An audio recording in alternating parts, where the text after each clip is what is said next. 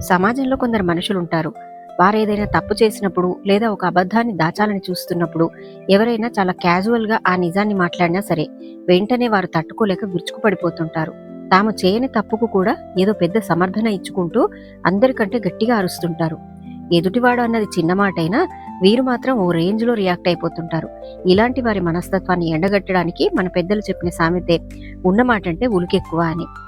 ఉన్నమాట అంటే ఉన్నది ఉన్నట్టుగా చెప్పే నిజం. అంటే ఒక వ్యక్తిలో ఉన్న లోపాన్ని గాని, అతను చేసిన తప్పును గాని ఎలాంటి దాపరికం లేకుండా నేరుగా చెప్పడం. ఉలుకు అంటే మనసులో కలిగే భయం, బెదురు లేదా గిల్టీ ఫీలింగ్. తప్పు చేసిన మనిషి లోపల ఎప్పుడూ ఒక రకమైన అభద్రతా భావం ఉంటుంది.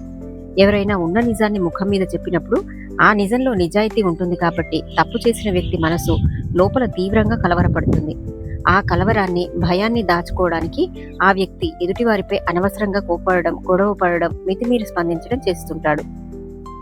ఇంట్లో గాని, ఆఫీస్‌లో గాని తాము చేసిన పొరపాట్లను ఎవరైనా సున్నితంగా ఎత్తి చూపినప్పుడు దాన్ని అంగీకరించి సర్దుకోకుండా నన్నే అంటావా అంటూ పెద్ద గొడవలకు దిగే వ్యక్తులను చూసినప్పుడు, తమకు తెలియని విషయాన్ని ఎవరైనా గుర్తు చేసినప్పుడు తమ అజ్ఞానం బయటపడిపోతుందనే భయంతో ఎదుటివారిపైనే నిందలు వేసే సోమరిపోతుల నైజాన్ని ఎండగట్టడానికి ఈ సామెతను వాడొచ్చు. నిజమెప్పుడూ నిలకడగా ప్రశాంతంగా ఉంటుంది. తప్పు చేయని వాడు ఉన్నమాట అన్నప్పుడు ఉలిక్కిపడడు, భయపడడు. ఎవరైనా మనలోని లోపాన్ని చెప్తున్నప్పుడు ఉలిక్కిపడి కోపగించుకోవడం కంటే అది నిజమైతే సరిదిద్దుకోవడం, అబద్ధమైతే నవ్వి ఊరుకోవడమే నిజమైన సంస్కారం, వివేకం. ఈ సామెత మీకు నచ్చినట్టయితే ఒక లైక్ వేసుకోండి. మరిన్ని మంచి సామెతల కోసం నా ఛానల్ని సబ్స్క్రైబ్ చేసుకోండి. Thank you.